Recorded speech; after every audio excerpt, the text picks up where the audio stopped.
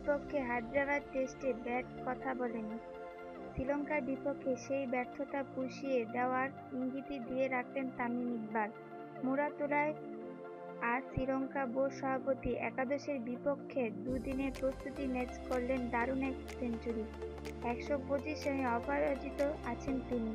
টসে হেরে ব্যাট করতে নামা বাংলাদেশ ২৬ রানে ধর্মশাখার উইকেট হারায়। সেই ধাক্কা তামিম দারুণভাবে সামলান মুমিনুল হকের সঙ্গে নিয়ে। দ্বিতীয় উইকেট জুটিতে এই দুজনের ১৪৩ রানের জুটিতে উল্টো শ্রীলঙ্কা সভাপতি একাদশই চাপে পড়ে। মুমিনুল ৭৩ রান করে স্বেচ্ছায় অবসর নেন বাকিদের সুযোগ দিতে। তামিমের সঙ্গে ২০ রান করেও উইকেটে আছেন মুশফিকুর রহিম।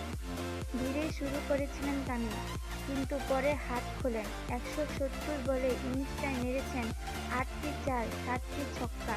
মুমিনুল ১০-৪-এর ১০৩ বল খেয়েছেন তার ইনিংসটি।